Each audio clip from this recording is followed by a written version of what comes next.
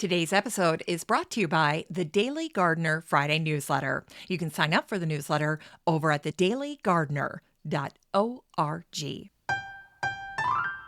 Hi there, and welcome to The Daily Gardener, a podcast about garden history and literature. I'm your host, Jennifer Ebling, and today is November 18th. And I can't believe we are already at the end of this week. We only have one more full week left of November, and then there'll just be 4 days until December. That is completely crazy to me. I feel like November has just flown by. Well, I had a couple of things that I wanted to share with you today before we head into the weekend.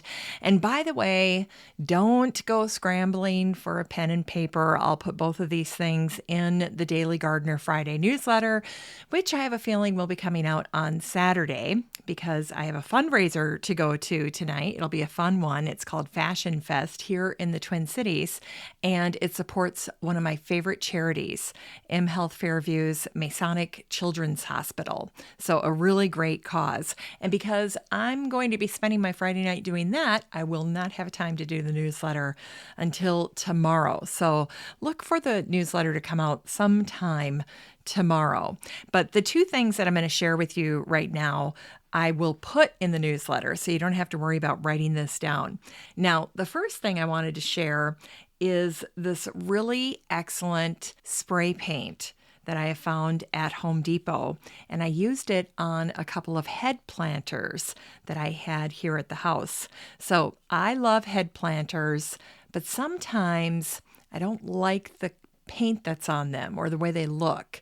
And paint can make a huge difference when it comes to the facial features on these head planters. So I had one head planter of a guy, of we'll just say an Athenian male, and I liked him, but the paint color was kind of a sickly green. And so it just wasn't life-giving to me.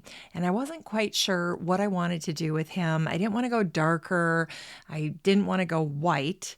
And so I settled on this new line of spray paint that I found at Home Depot. So this is their Bare Premium spray paint. It comes in a black can. You'll see it if you go to their spray paint section because they've got this kind of separated and you can tell this is their nicer brand. But the one that I used on him that was just fantastic is called Lunar Surface, and it's in flat. So this is a flat paint called Lunar Surface. And I also had some cast iron bunnies that I had gotten at a garage sale for like a couple of bucks a piece. It was a complete steal. They should have been like $80, but the woman just wanted to get rid of them, and I was thrilled to take them on. And they had some paint chipping off. I think they were originally brown. I have painted them like 3 or 4 times over the summer, just could not settle on a paint color. And then I thought, I'm going to try this Lunar Surface.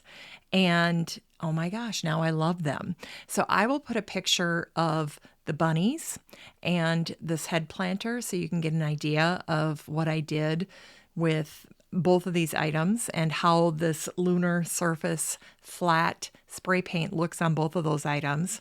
And then I had another head planter. This was of a lady. I didn't like the way she looked. She was kind of terracotta. She had paint peeling off of her, and I never liked her face. She had kind of a pinched nose, and I thought about adding some clay or some moldable glue and making the bridge of her nose a little bit wider, or somehow making her look a little bit more pleasant. And this white paint that I got that's in the same line actually did the trick. It kind of blanded out her facial features. She looks a lot more approachable now. And so this paint is a white paint that I found. It's this Bare Premium, so it's the same line. This one is called Linen White, and this is a matte paint. And so I love it because I think because there was no shine, her face just, like I say, kind of everything softened. I really liked this. And where I put this particular head planter is in my bathroom. She's on the side of my jacuzzi tub, and I put together some year-round greens in addition to some evergreens for her to wear as her hair. And I'm just thrilled with how that turned out. I didn't have really much for permanent stems in my bathroom, and I usually do. And so I had just done this big clean out. I've always intended to get that head planter in the bathroom. And so I was completely thrilled with how she turned out and how cute she is, how festive she is in the corner of the tub there. All right, then the other thing, forgive the crinkling because it's still in the package, but I found this black and white buffalo check or buffalo plaid wired ribbon on Amazon. And what I really liked about this particular ribbon that I got is I was able to get 50 feet. So it was much more of a bargain than buying the smaller rolls. And because I have completely coordinated my front porches both here and at the cabin, I do the same thing for both because that way I can mix and match. And that way when I'm working on design for my porch here at home, I can be thinking about how I want to tweak it just a little bit for up at the cabin. I can bring things from the cabin that don't work and they'll work better down here. Just kind of depends. So I love that I did that. And one of the things that I've done at both is that I've incorporated the black and white buffalo plaid into either pillows or cushions on my seating on the porches. Up at the cabin, I did both the seat and the back cushion in buffalo plaid. It looks so cute, so inviting.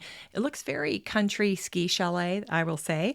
And then here in Maple Grove, I bought these really huge oversized pillows for fall, and I loved them, but they have a very limited shelf life. And so I took this buffalo plaid fabric and I just safety pinned it around these very oversized sweater pillows. And so all I do there is I wrap it like a present and I safety pin it together. You never see the safety pins. They're on the back of the pillow. And I tucked them into the back of the chairs. And the seat cushion and the back cushion for those chairs is black. So they provide a nice, strong background for those pillows to really pop. Now, what I'm going to do with this buffalo plaid ribbon is I'm making ribbon for some of my holiday containers and for some of my holiday decor. I took some snowshoes and I crisscrossed them on my porch railing here in Maple Grove, and I added some greens, but it just needs a little bit of a ribbon to finish it off, and I wanted to use the buffalo plaid for that. And then up at the cabin front porch still looks like October. So I have a major redo to do up there this weekend to get ready for Thanksgiving. And so I don't quite know how I'm going to use this ribbon when I get up there, but I'm glad that I have lots of it. So we'll see what I end up doing. Oh, and one other idea that I use this ribbon for is I have outdoor curtains up on my porch up at the cabin. And so I'll take the ribbon and use it as a tie back on my curtains, on my outdoor curtains. And that's really cute. And it's also wonderful that it doesn't take a lot of the ribbon to do that. That porch faces west and it gets a very strong sunset that just shines in there. So we like to use the curtains to kind of block the sun if we're sitting out there. But the other thing that happens is it can really fade my little tiebacks. So I find that I have to replace those a couple of times a year. So I'm sure it's ready for that. And I will no doubt be using this buffalo plaid ribbon as a tieback up at the cabin. So anyway, I will put both of these items, the names of them and the links to them in the newsletter so you don't have to write it down and you can track it down for yourself if you're looking for the perfect paint or you happen to love black and white buffalo plaid. So there you go. All right, let's get to today's garden history. Today's garden history features some of my favorite characters, and we'll kick things off with the birth of William Shenstone, the English poet and landscape gardener. He was born on this day, November 18th in 1714. In the early 1740s, William inherited his family's dairy farm, which he transformed into the Lesquereux. The transfer of ownership actually lit a fire under William, and he immediately started by changing the land into a wild landscape, something that he referred to as an ornamented farm. William wisely bucked the trend of his time, which called for formal garden design. He didn't have the money to do that anyway, but what he accomplished was actually, I think, more extraordinary.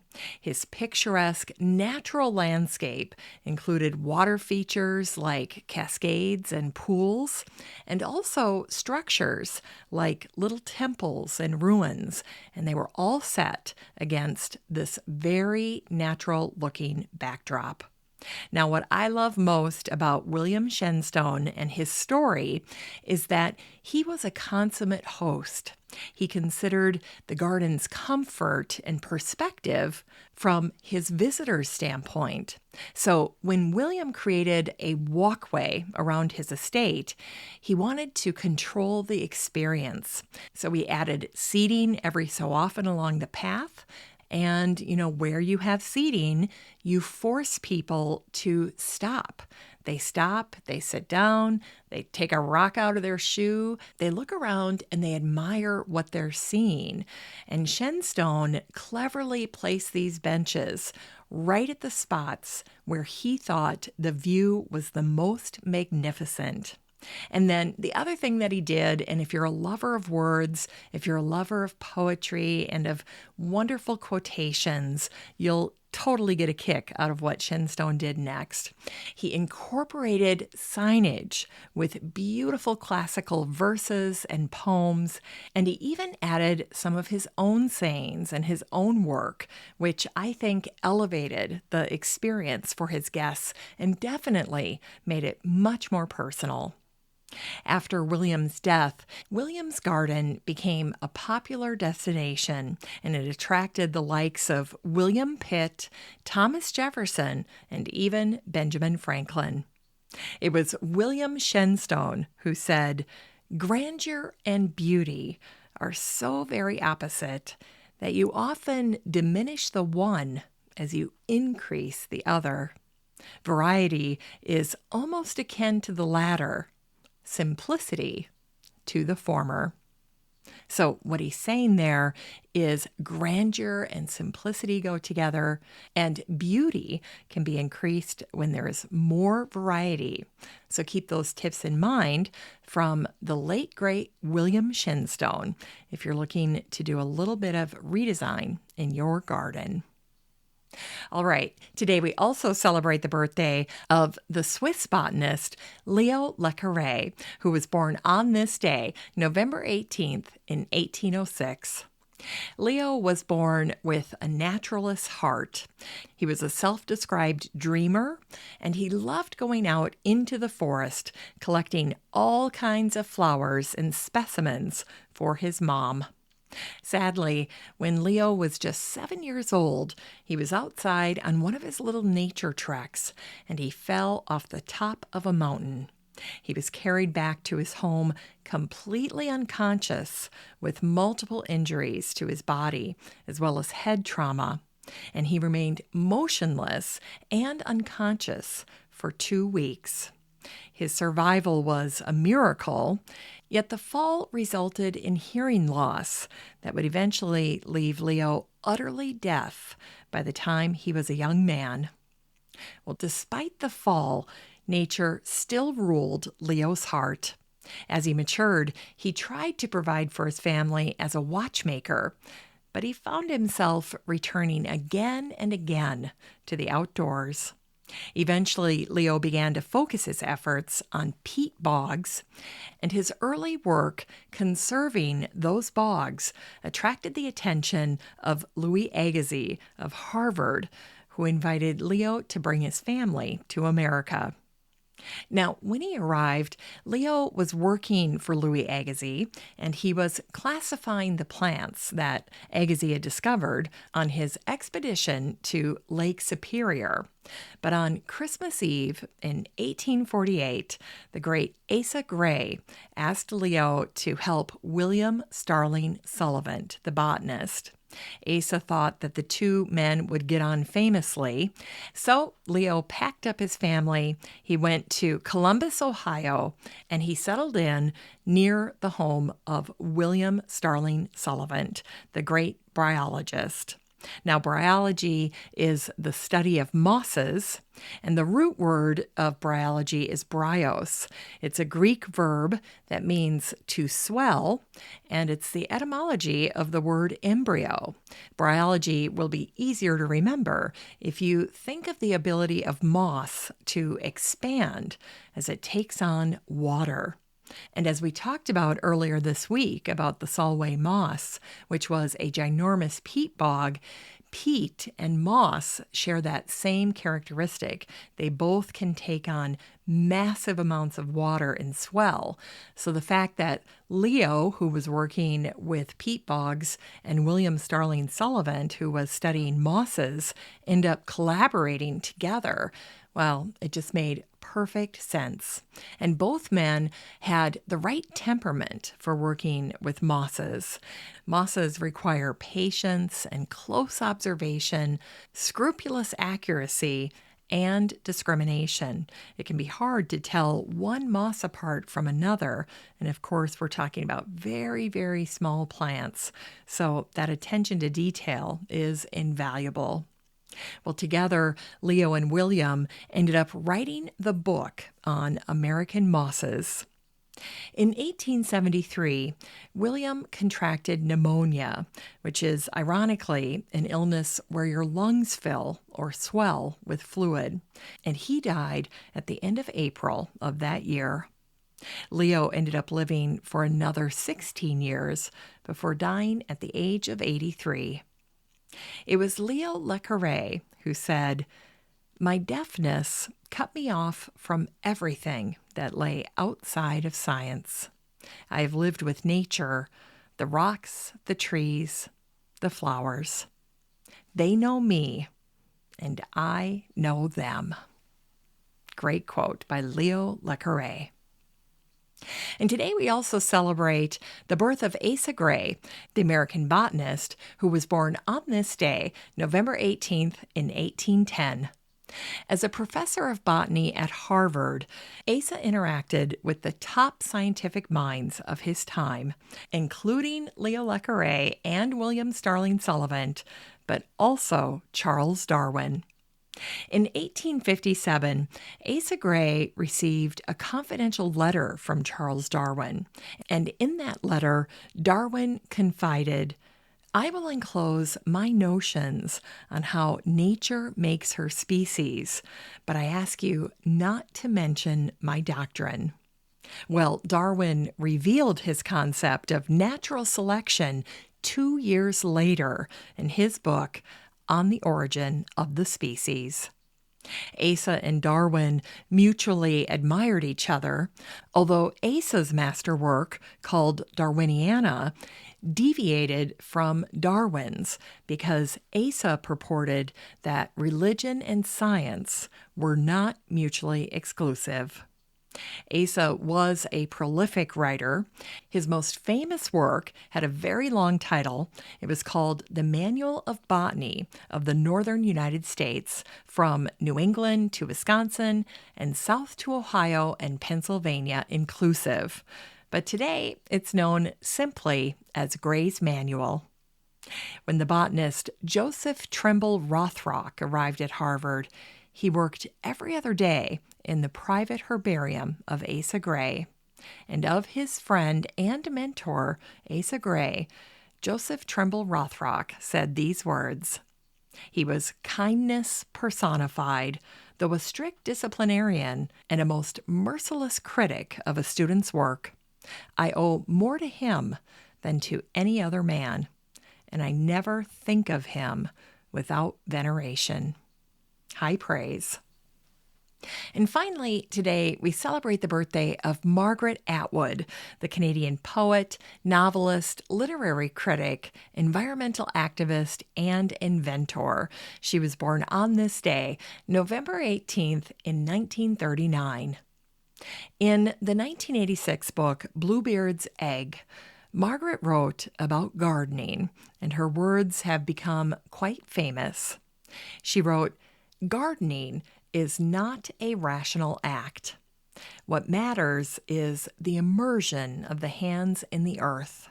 That ancient ceremony of which the Pope kissing the tarmac is a merely pallid vestigial remnant. In the spring, at the end of the day, you should smell like dirt. It's time to grow that garden library with today's book, We Took to the Woods by Louise Dickinson Rich. This book came out in 1942. It's a classic, and I am directing you to the 2007 reprint. Louise Dickinson Rich was a writer.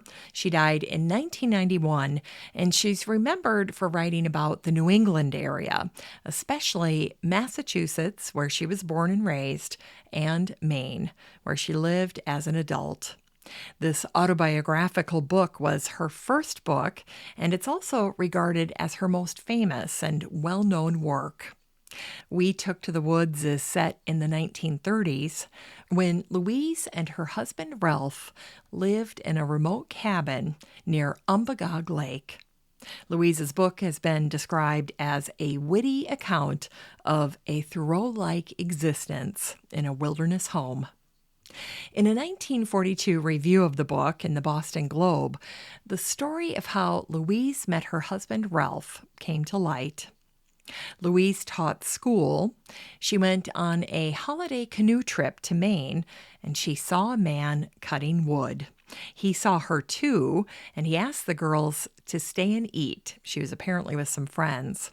And wasn't that lucky? Because that is how Louise met Ralph Rich. Now, a more poetic review of Louise's book was featured in the Harding Field Echelon. Here's what they wrote. Louise once received a letter from a friend that exclaimed, "Isn't it wonderful that you're at last doing what you always wanted?" And at that moment, Louise realized with a start that she was living her dream. There is nothing at all on the hills but a forest, and nobody lives there but deer and bear and wildcats. The lakes come down from the north like a gigantic staircase to the sea. And this is the background for Louise's unique and enchanting story. There are amusing sidelights on everyday events, like the time that Louise felt she was being watched, and in spite of her husband's amusement, went to the door and saw a wildcat eyeing her no more than 3 feet from where she had been knitting.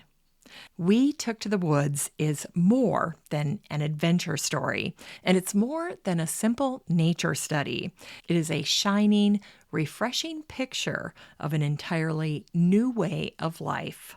And it's written with warmth and enthusiasm and great charm. It will stir the imagination of every reader. This book is 368 pages of Louise Dickinson Rich and her precious life in the Maine woods.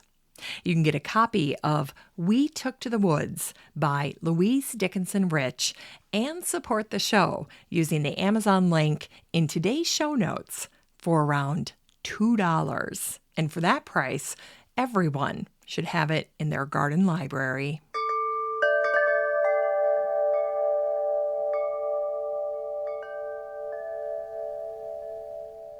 All right, we end the show today with a Botanic Spark that was written on this day in the year 2000, and this little garden story was shared in the Indianapolis Star. It was written by Jean McGroarty, and the title of the article is November Garden Work Inspires. And at the time, it says that Jean lives in Battleground with her husband and 3 teenagers, and she's the director of education at the Tippecanoe Humane Society. Here's what Jean wrote. I can't remember a Thanksgiving when I haven't been able to go to my garden and dig carrots or pull scallions for my after-holiday turkey soup. My garden, so often neglected in July and August, still gives what it can in November.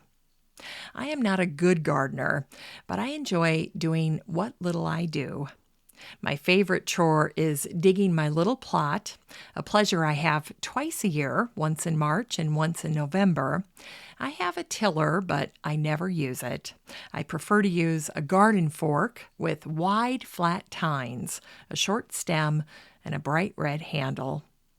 Digging in my garden is a lesson in patience. It gives me time to stop and reflect.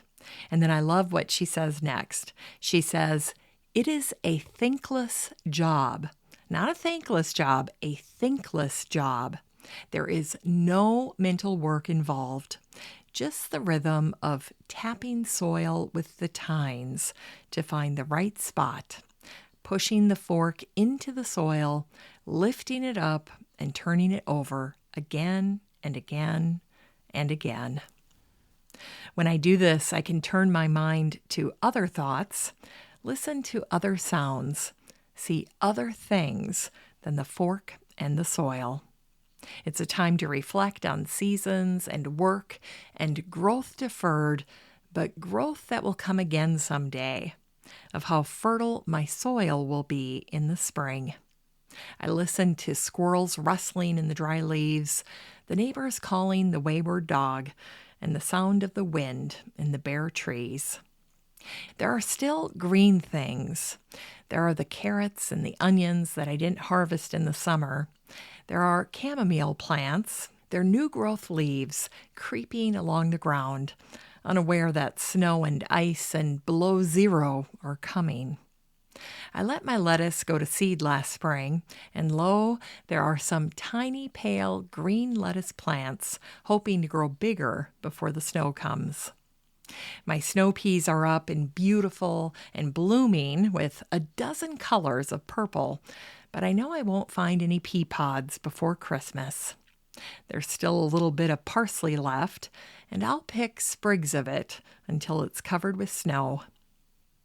There are 2 stubborn trees that continue to live in my garden, despite my efforts, a mulberry and a hackberry. They are ruthless survivors, and I've learned to leave them where they are. There's the aster that plunked down in the middle of the beets. If it returns in the spring, I'll decide what to do with it then. I turn one row at a time, moving from left to right, then back from right to left, tapping, plunging, turning, and thinking about time, about the sadness of summer lost, about gray skies and cold weather, about the little miracles found in a November garden. A garden that is ready for sleep, ready for snow, ready to wake up in the spring and start again. I pull some of those carrots for vegetable soup, along with a small onion and a bit of parsley. My November garden keeps giving me gifts, and for that, I'm grateful. Well, wasn't that a great little story about a November garden? What a great way to end the week.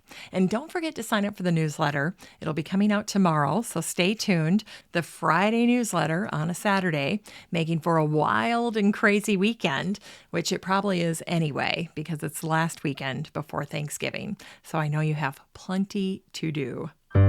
Well, thanks again for listening to The Daily Gardener. I so appreciate it. I hope you have a great weekend. And just a reminder that you have a standing invitation to join the free Facebook group for listeners of the show. The next time you're over at Facebook, just search for Daily Gardener Community, where you'd search for a friend and then request to join. And if you'd like more of The Daily Gardener, you can subscribe to the newsletter over at thedailygardener.org. And don't forget that you can also show your support for the show by using the Buy Me a Coffee link over at the website or in today's show notes. This is Jennifer Ebling. Thanks for listening to The Daily Gardener. And remember, for a happy, healthy life, garden every day.